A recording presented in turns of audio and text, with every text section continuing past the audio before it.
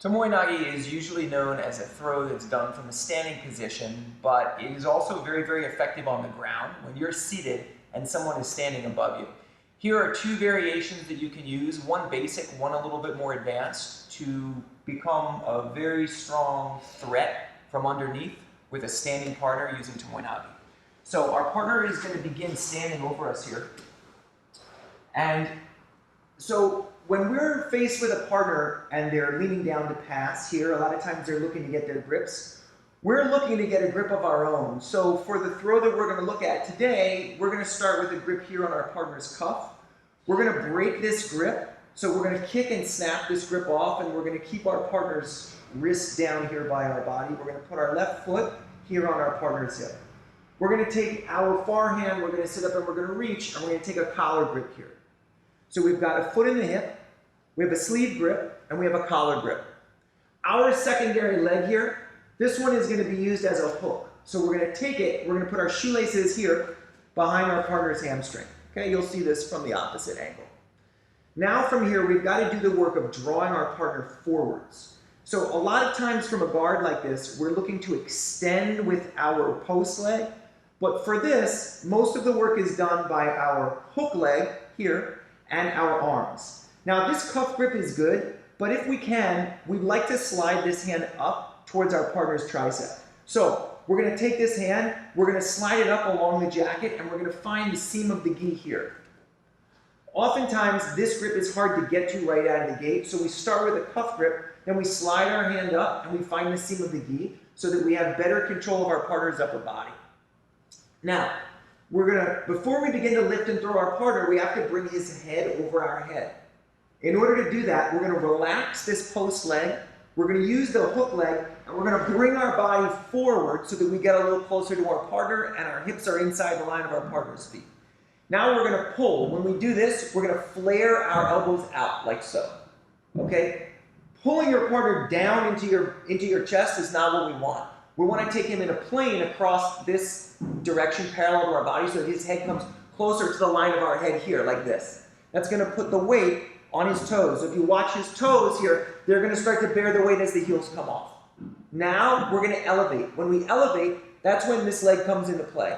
We're going to use the combination of our hook and our loose left leg to draw our partner forward. And we want to find a position here where we're kind of balancing our partner over us like this. Now from here, we can guide them down and follow them up into the top position where we're in a position now where we can start to look to go on the attack from the mount. Okay, so this is our first variation. Look at it from another angle. Your partner is going to be standing above you here. Sometimes you can score the collar grip right away. We're going to take this grip here, we're going to kick, we're going to free it, and we're going to place this foot here on our partner's hip. We can get rid of this grip, or we can do, oftentimes our partner wants to stuff this leg here. We'll let them and we'll put the shoelaces like so. Then we're going to pass this arm up and we're going to take the grip. We're going to draw our partner forward. We're going to elevate them, guide them over, and follow so we can land in the top position here and go on the attack. One more time. So you'll see the hooking leg from this position even if you can't see much else. We're going to strip. From here, this foot goes to the hip, second foot goes through. And you can see this is used to pull him forward so that we can draw his heels, his weight on his toes off his heels. We're going to lift and carry our partner through here like so. Now we're going to follow them up and take the top position. So you don't just want to kind of roll over with your partner, you want to lift them and you want to guide them. The key to this is getting your partner's weight onto your body so that you can lift them up, okay? Okay, next. A second scenario for Tomoe Nage is a little more advanced, involves the Delihiba hook. So in this case, our partner is stepping in. We're going to take an outside hook with our leg, we're going to grapevine, and we're going to make the hook like so. Our left hand here, it's going to hold our partner's sleeve. Our right hand here is going to hold our partner's collar. Remember with Delihiba, just as a side note, that your partner's posture isn't controlled through this grip, or this grip, or this grip, or this grip. It's controlled through the collar. So you want to have a collar grip here to prevent your partner from posturing up too much. Now, that said, if we see that our partner has this firm grip here, a lot of times what we'll look to do is strip it. So we will forego this grip for a moment to strip our partner's grip like so. Then we're going to pass our partner's right arm here. So after we strip the grip, go ahead, hold on tight here, hit the collar. After we strip the grip, we're going to pass it here to the outside. You may not be able to go back and get your partner's far collar, maybe too far away. The near collar cross grip is going to do just fine. With our De La Riva in position, we're going to replace our right leg here close to our left. So if he sits up, you'll see that this foot is around the corner. Now we're going to put our foot close to our other foot. All right.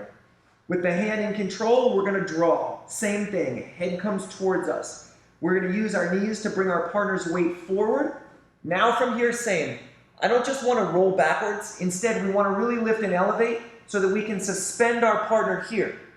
Now we can relax, drop them down, and follow them up. You want to keep your grips.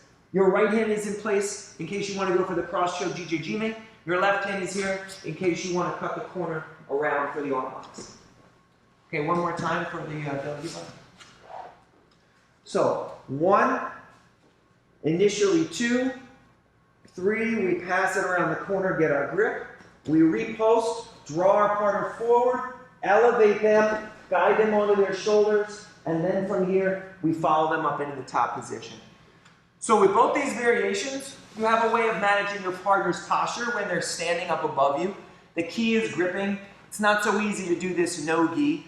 You do need the collar and the sleeve to really draw your partner forward. There are some overhead sweeps that we can do in no-gi, but this really does require the gi. And you'll also find success with it if you start to develop your standing position, because Tomoe is a very effective way of taking your partner over that way also. Okay, hopefully this was helpful. You enjoyed it. If you like it, please let us know. All right, we'll see you soon.